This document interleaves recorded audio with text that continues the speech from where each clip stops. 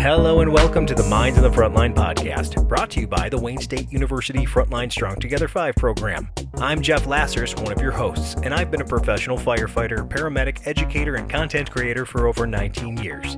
Minds on the Frontline is co-hosted by Mike Mattern, who is also a professional firefighter and paramedic with over 17 years experience. In addition, Mike is a peer support team member for his fire department and the Frontline Strong Together 5 program. He's also the chair of the Michigan Professional Firefighters Union Behavioral Health Committee and a board member of the Michigan Crisis Response Association. The bottom line, Mike has training and experience with frontline worker mental and behavioral health. On the other hand, I do not. My role is to produce the show, whereas Mike is our resident subject matter expert. Together we hope to inform, educate, and entertain first responders, their families, and the public regarding the realities of frontline work-related mental health challenges. In this episode, we welcome Scott Taylor, a police officer and peer support team member with the City of Warren Police Department. In addition, Scott is the State of Michigan Officer Wellness Liaison to the National Fraternal Order of Police, or FOP. The FOP is the world's largest organization of sworn law enforcement officers with more than 367,000 members. During his 25-plus year career, Scott Taylor has worked as a patrol officer, a school resource officer, a field training officer, a special operations unit member, a crime scene technician, and served on the FBI Violent Crimes Task Force. Scott is proud of all the positions that he has served as a law enforcement officer for nearly 3 decades. But in his words, providing peer support for his fellow police officers is the most important and impactful job he has ever had. We are also joined by Manisha Leary, the FST5 program manager and clinical therapist with a focus on trauma. During this episode, Scott, Manisha, and I will discuss the importance of mental and behavioral health for frontline workers. This turned out to be a great episode, and we appreciate Scott giving us his perspective as a longtime law enforcement officer. Please check us out on YouTube, Instagram, and Facebook, and make sure to like, follow, and subscribe to all Minds in the Frontline podcast social media channels.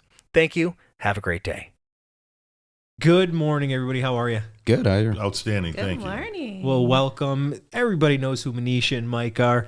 Scott, kick us off. Who are you? What do you do? And where do you do it? All right. My name's Scott Taylor. I'm currently a Warren police officer. I've been with the City of Warren for 22 years. Prior to that, I was with City of Grosse Pointe Park as a public safety officer, so I do have a little bit of fire experience. Don't anybody hold that against me. So I'm also the union vice president for the Warren Police Officers Association. It's our collective bargaining team that represents us during labor negotiations, disciplines, what have you. I am the president of the Warren FOP 124 Lodge, which is the Fraternal Order of Police. I'm also the Officer Wellness Liaison from the state of Michigan to the National FOP on officer wellness. That's really cool. Yeah, it's a handful, but it keeps me busy. Well, Scott, that's a pretty interesting background. So how'd you get there? What's your origin story? Well, I was late in life getting into first responder. I spent the first 16 years of my adult life in the construction manufacturing field. I had a couple of friends who were police officers. I thought it was ridiculous. They weren't making any money. Why would you do that? You know, I'm going to be rich. You're not. And eventually, I started seeing the change where my buddies who were in law enforcement never working. They're always off. They got insurance. They got some good benefits. And I'm like, well, I'm smarter than you are. I can do that. So I literally sold all my businesses, got rid of all my stuff, and went back to school, put myself through an academy, got hired by Grosse Pointe Park. And I got hired. I'm not going to, try to fluff it up. I got hired because I wanted a job with benefits and I wanted a job with schedule, and I wanted money. I don't know when it happened, but shortly after I started, I decided it just dawned on me that this is not just a job, it's a calling. You become the sheepdog. Don't know when it happened, but it happened. And gotta say, in 27 years of being a cop, probably 25 of them were the best times of my life. I look forward to coming to work. God, I used to hate taking days off. This was just so much fun. 25 years will make that, not so much fun after that, but it's we're getting ready to retire and move on to better things. Well, there's certainly a lot going on in the American social system that is impacting our law enforcement officers and making it tough, right? Yes. And I think prior to that, you were getting involved as a peer supporter for your department. But tell us, how did you even get involved in the peer support world and the Frontline Strong Together program?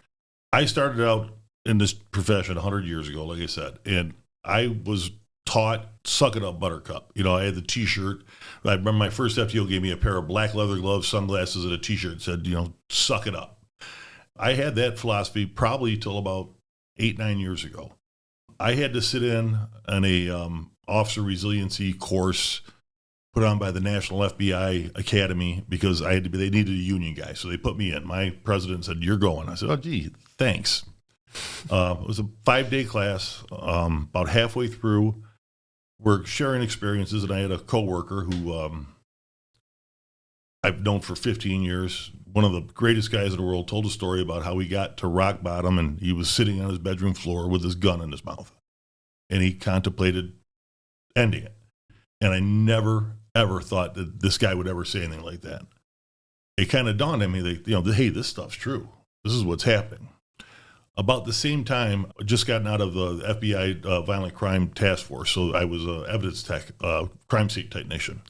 What do you do as a crime scene technician? You go document all the crappy stuff. Well, I found that after work, I was going home, and I instead of my normal 2 cocktails, it turned into 4 or 5. And I started remembering the things of a 25-year career that had nothing to do with that day's work. I mean, just bringing stuff back that there's no reason it should have came back. At that point, I kind of just realized this is real. This stuff's not made up. It's real. Thankfully, I didn't have to get to the point where I was on my bedroom floor with a gun in my mouth to realize that as first responders, we see more than everybody sees. In 1 week, we see more than everybody sees in their lifetime, right? I think we can pretty much agree on that. And it affects us. It's real. There's no reason that we should have to relive that over and over and over.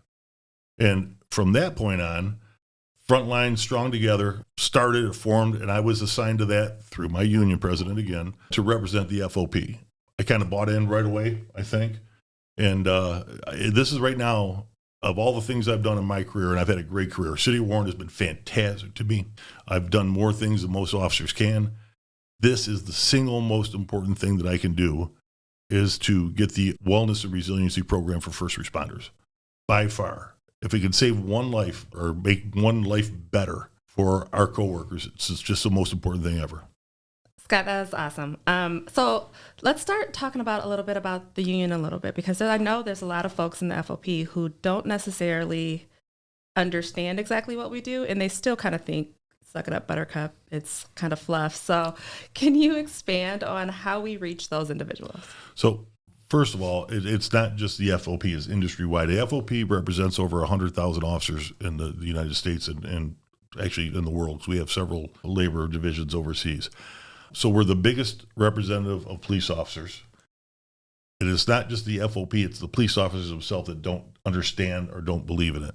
We were recently at a training, and we had a guy, you could tell the guy had to be a 30-year guy from Detroit. And we explained to what we're here for, mental health, well-being, and for resiliency. And his reply to me was, them soft-ass people, because that was his attitude. I turned, I looked at her, I go, that guy's got 38 years on the job. He's still working, 3rd or 4th wife, and he's never going to get it. What we need to do is we need to take our first responders, and I'll refer to the police because obviously that's where I have my experience. Get rid of the stigma, right? We need to get rid of the fact that we're men. Men don't need help. We need to get rid of that stigma. As the younger generation comes in, I think that's going to be easier to do. I don't want to say they're not as hard as the old guys, but traditionally law enforcement has been drawn from a military background, correct? Yeah. So now you got veterans who went through stuff, turned to police officers who go through stuff, and it's the same thing. It's we don't need help. Yeah. So get rid of the stigma, education, promote Frontline Strong Together. That's a great resource. There are 100 other resources, but in Michigan, that's the resource that we want to push and we want to use. So Scott, you're talking about, you were sitting in that class and you realized there were some things that were going on in your own life, and you're like, wow, that's me. What are some of the things that hit you in that class where you're like, wow, this is describing me. These are the things that are going on with me. What are some of those things that you saw in yourself that kind of gave you that light bulb moment, like, holy shit, this is me? Yeah, the coping mechanisms. How do we cope with things? Is first responders, we've got the most disturbed sense of humor in the world because we're the only ones that think it's funny. B, we drink more than the general public, and that's just, it is what it is. Well, I think it's also built into our culture. Anything good that happens, we go to the bar. Anything you get promoted, you go to the bar. You know, it's kind of built into the culture right off the bat.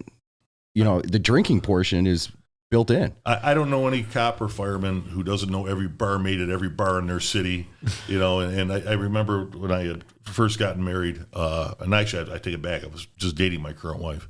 And yes, current, because like every other cop and fireman, I have at least one or two. But this one's a keeper. If you're watching, honey, this one's a keeper. Good job. Yeah. It'd be 4:30 in the morning. You come home and she's like, "Where you been?" "I'm at the bar." Bars close at 2. I'm like, "Not for us," because it was just that's the way it worked. Yep. So for me, some of the coping mechanisms, I was drinking more. As first responders, we know that you need to talk about your day with somebody. So you go to the bar, you talk about with your buddies. You don't share it with your wife, the most important person in your life, or your kids, because why would you want to expose your wife to the crap you got to see? And I was getting a little pushback from my wife of, why don't you want to talk about work? Well, because my day sucks. You know, it's great for me because I got that type of personality, but not for you. You know, you cry when you watch TV. This is not going to be good for you. It took a few of those things, and it took, like I said, one of my coworkers, when he opened up and shared, that puts a realization on it when a guy that you've worked a scout car with tells you that he hit rock bottom. You know, kind of opens your eyes a little bit. Fortunately, I didn't have to get to that before I bought into it.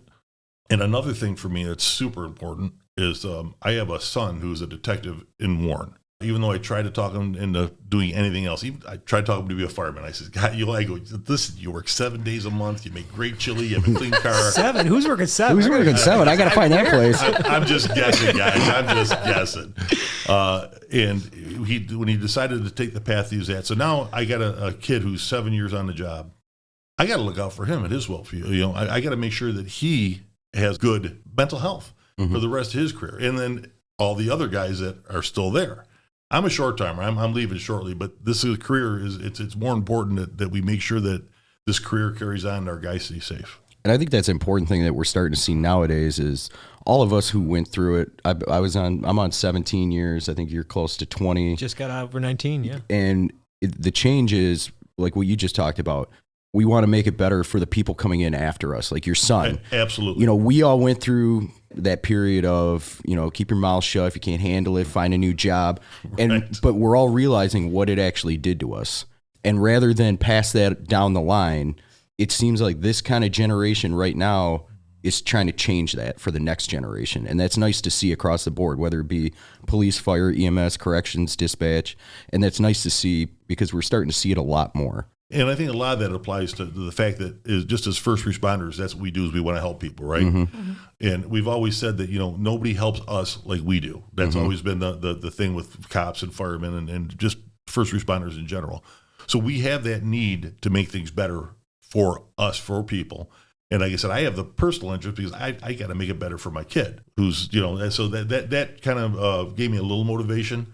But even if my son wasn't there, I'd be doing it for the guys that I've been representing for 20 years. Absolutely. Yeah. Absolutely. They mean a lot to me. And that's, I'm going to, when I do leave, that's one of the things I'm going to miss is the being able to help out with the little day-to-day stuff. You know, it's great when you can save a guy's job or reduce a discipline or you know, get a big raise, but just on the little stuff. And that's where I spend most of my day. Unfortunately, I have an office. I have an inside job now because I'm old. But the office is close to where everybody stops in with, "Hey, just got a quick question. Hey, how about this?" And I fix things. I get answers. That I'm going to miss because it's, you know, you're helping the guys out. It amazes me how many of our guys don't read a contract. They don't need to. They have me. Yeah. So all they can do is come ask the question, you know? Yeah. So, Scott, you mentioned that you kind of shied your son away from becoming a police officer. Tell me a little bit about what it is that you learned over your career that you didn't want him to see or experience. I don't know, every day for the last 27 years. I mean, nobody ever calls a police officer because they're having a good day, right? We never go, "Hey, I just felt like having a cup of coffee and someone to talk to. Come on over." You see the worst of the worst. You get involved where it's a violent career. I mean, I get paid to be violent because the people I deal with are violent. So I've got to either resolve that or be more violent. You know, it's a terrible way to go every day. Having said that, best job ever, right? I wouldn't change it for anything. I'd like to have done it earlier so I could have retired 10 years earlier. That would have been nice. But it's just the day-to-day crap that we see. I didn't want my son to go through that. I don't really want anybody to go through that. But you've got the type A personalities. That's us. I mean, I don't know any first responder who ever went, you know what, I probably shouldn't have done that. Maybe they do their 24th or 25th year when they've had enough. But if you didn't like it, get out. Very few people get out once you're here. Very few people get out. It's hard to normalize back to regular civilianhood after you've been an emergency responder. It really is. It's different. That's going to be, that's part of the wellness program I have in Warren. Is I'm trying to put together a program where we teach you how to be retired. You know, because you go from being the man to being, you know, I'm going from Officer Taylor to Mr. Taylor. That's a big adjustment when you've had 25 years of you're the man for 25 years. And that's one of the things that I want to focus on. I'd like to implement that with our Frontline Strongest. That's a big deal. In Warren, we've had 2 or 3 over the last 20 years, 2 or 3 suicides, and it's been retired cops, not on duty or not active. So it's a big adjustment. That's something that we need to work with. It's a big deal, man. It's going to be weird. I'll let you know when I'm sitting on the beach sipping a margarita. I'll let you know if it's okay or not. Sounds terrible. Sounds terrible. Well, there are people that win. Shout out to Joe Stanley. He retired from the West Bloomfield Fire Department, and he's one of my favorite follows on Instagram because I aspire to live his life in retirement. He's having a great time. That's awesome. So those are the types of people, active, having a good time, good family, basically all the things that therapists recommend to us to avoid these things. You know, good old Joe's working out every day on his bike or riding motocross. He's hanging out with the love of his life, his wife. He's got his son and daughter around him. Those are pretty good things. And he lives up north doing all the Four Seasons stuff, right? And hopefully you get to experience that type of thing when you leave. Yeah, that's awesome. We also know there are a certain percentage of first responders who this stuff doesn't bother them. I mean, I don't know. Sometimes I call them psychopaths, but I mean, this stuff just doesn't bother them. But that's far and few between. If you think for a minute that you're going to do a 25-year career and not have to seek help at some point and still sustain a normal life afterwards or during, it ain't going to happen. You're nuts. Compare this to military veterans. These guys go on a 2 or 3 year deployment. They see all kinds of crap, right? We do the same thing over 25 years, not 3 years. So we just spread it out a little bit. It's a scary fact. Yeah, the cumulative effect of 25 years, you're not getting away from it. Like you said. No. We get dosed with so much stuff on a daily basis. Our daily dose is what some people have in a lifetime dose. And that lifetime dosing, you're right. There's no way you're coming out of that unscathed. No. I don't know anybody who retires who are the same person they were when they started. I agree with you 100%. Yeah. And then now let's throw in the public perception. Now, having said this, I do believe that the negative perception of first responders, and I'll say specifically police officers, because everybody loves firemen. You know, they wave to you guys with 5 fingers. I only get cooler one. trucks than you. Well, that too. 100%. That too. 100%. Definitely the trucks. I believe that the public opinion is the verbal minority. I think the most of the United States of America supports all first responders. They support police officers. They support what we do, but they're quiet about it. The ones who are protesting, they protest loud and they get the attention. So I still think there's a lot of support, but in the back of your mind, you're always worried about being Monday morning quarterback, right? Now let's throw body cams, throw scout car videos, cell phones. You almost have to be perfect in this job, making split-second decisions that may save your life or someone else's. That's a tough job to have, you know? I can't even hit a golf ball off a tee box if more than 2 people are looking at me. And you want me to do all that? Fair enough. Exactly. Yeah. Go ahead, play through. Go ahead, play through. Yeah, please. Keep going. No, you're exactly right. So you mentioned about going from Officer Taylor to Mr. Taylor, right? After Yep. retirement and how that looks. And we've talked about on this podcast many times before how it's the struggle of what you do becomes your identity. It becomes who you are, right? So even in my profession, you know, you become the trauma therapist or this or that when you just want to be Manisha. That's it. Like I don't want to be right. But for first responders, it's hard to make that transition. So what do you suggest for first responders to not have what you do become who you are? My suggestion is from day one, from the day you get hired out of an academy, don't forget about your civilian friends. Don't forget about people that are not in your line of work. Don't hang out with nothing but cops or nothing but firemen, because you'll get consumed, and that's all you'll talk about. If I'm coming to your house for dinner and we're all firemen and cops, that's all we're going to talk about is cop and fireman stuff. No, keep your civilian friends. That's a very, very important. Keep that portion of your social life there.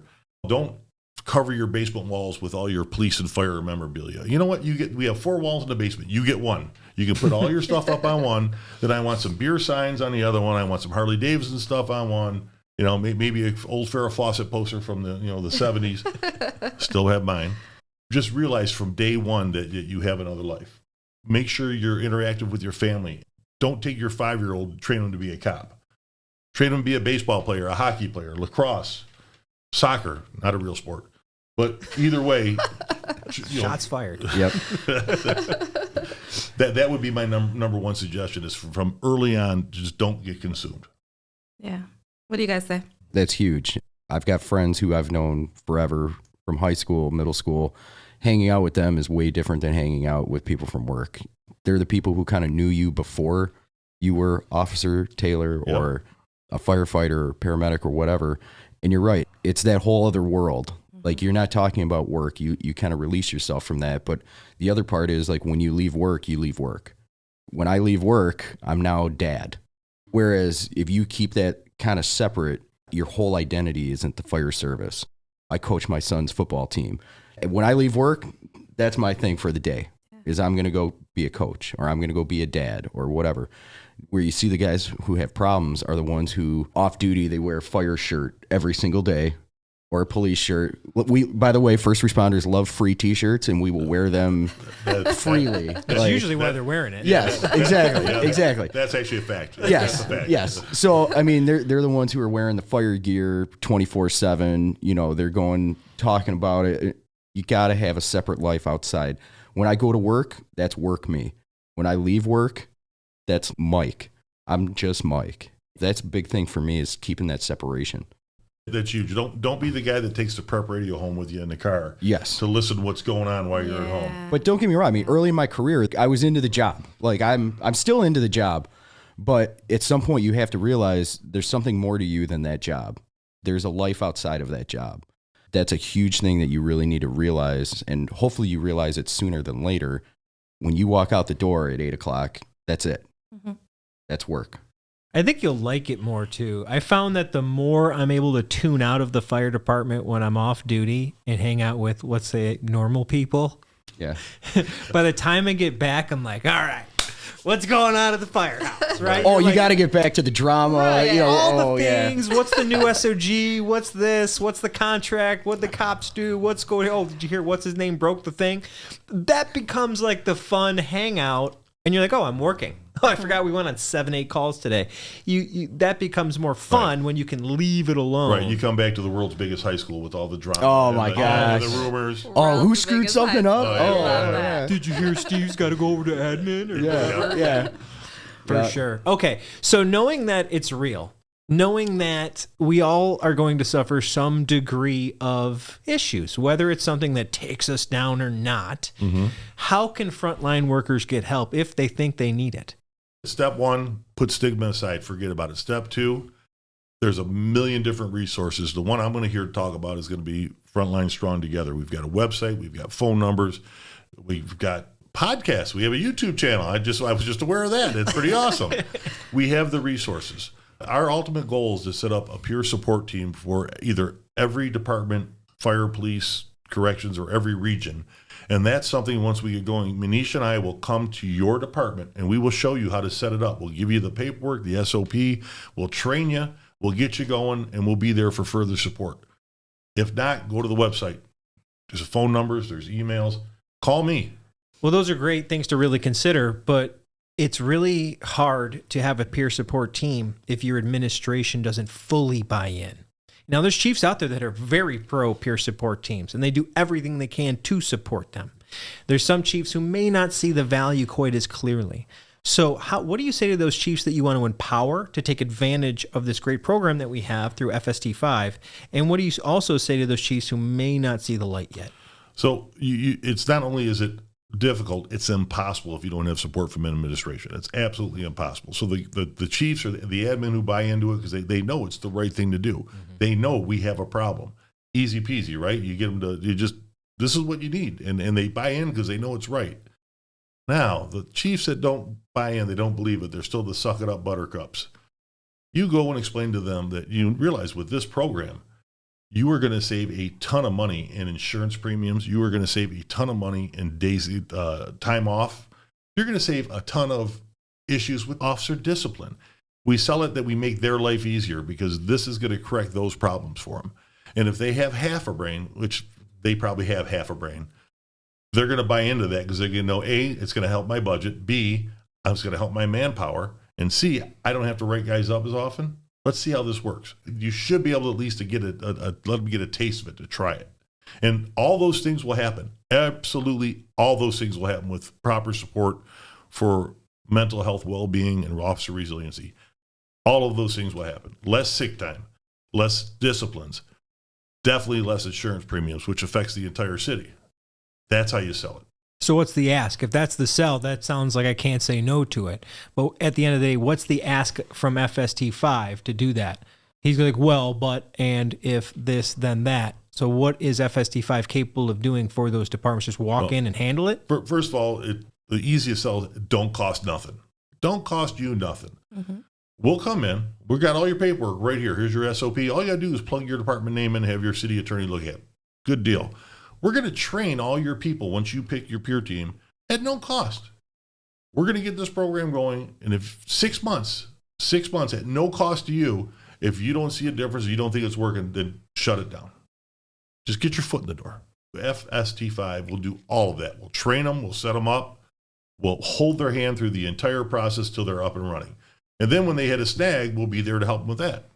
Mm-hmm. Manisha, how is it possible to do this for free? Explain to everybody where this is all coming from. This isn't like a business we're running here. Yeah, no, it's not coming from my bank account, unfortunately.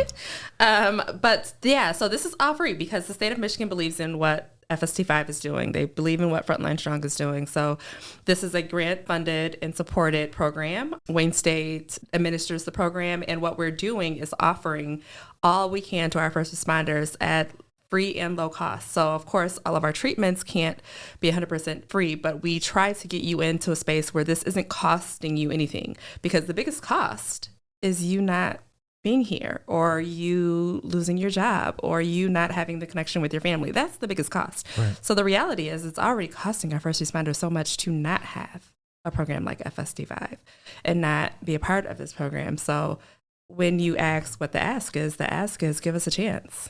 Just try us. We've seen what hasn't worked in the past 50 years. Why don't you give us 6 months to show you what we can do now? How about that?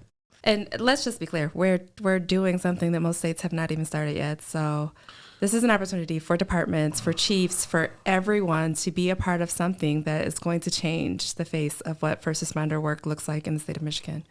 And we want everyone to be a part of it. So keep in mind, this program also helps with officer recruitment and retention, right? Law enforcement, fire community, we're small communities, right? Bunch of guys know you, bunch of guys know you, bunch of guys know me. Bunch of guys know that Warren PD is a big department. It's a great department to work for. Why is it so good? Because it takes care of its guys. That word gets out, you're going to get people that want to come there. You're going to get people that don't want to leave, whatever the department is. Right. So that helps with retention and recruitment, which is a huge issue right now for all first responders. Yeah, it's weird how if you have enough of a good camaraderie around you, high morale, and a decent wage, how you'll retain people. Crazy. It's weird. It's weird how that works out. You treat people good and you pay them well. Yeah. Weird. Funny how they stick around. And they're a little less stressed. They're more willing to work with you. They become peer supporters, and it feeds the system. I agree. You pay me enough to buy a boat, I'll be less stressed on my boat on my days off. You laugh, but like a vacation is designed to de-stress you. And if I can afford 1 or 2 vacations with my family, absolutely, holy moly, I'm making memories for my kids. I'm giving my full attention. I can actually afford it. And we're not talking about going to Belize and living off the, for 20, 30 days here. We're talking about actually just a life where you don't have to work multiple jobs, or, some people call overtime their side job. Because there's so much overtime now, It doesn't make sense to go get a side gig. You just keep working overtime, which is not good for your brain. Pretty much, I don't know if any department does have unlimited overtime right now. Between all the state grants, between the shortage, it's available. And like you said, it's great if that's all you want to do is make money, but it's not safe. It's not healthy. Balance. It can't just be the money. You got to have the money, the time off. Yep. You got to have a balance of it, so it makes you, like you said, number one, a human. Exactly. Yeah. Great words. This was a great episode. I really had fun with you, Scott. It was great meeting you. You're our first, I think, police officer on the show. No. No? Wade Cop. Oh, Wade Cop. Wade Cop. Wade Cop. Wade Cop. Yeah, Yep. we had a Wade Cop. Yeah. Forgot back to that episode. Well, we're going to have you back real soon, and maybe you can bring some of your law enforcement officers It'd with be you. my pleasure, and I'd be happy to fill the room with cops for you. I'm going to fill the room. Just one. Let's go easy on that. Can I at least bring 2 so I'm not outnumbered? Sure. All right, that'll work. Sure. Positive. Yeah. Yes. No, I appreciate the opportunity. Thank you very much for having me. Great. Thanks for Have a coming. day. Thanks. Awesome. Thank you to Scott Taylor and Manisha Leary for joining us on the Minds on the Frontline podcast. We hope everyone enjoyed this episode. We have more great content coming out soon. In the meantime, check us out on YouTube, Instagram, and Facebook. And make sure to like, subscribe, and follow all Minds on the Frontline podcast social media channels. Thank you for listening and have a great day.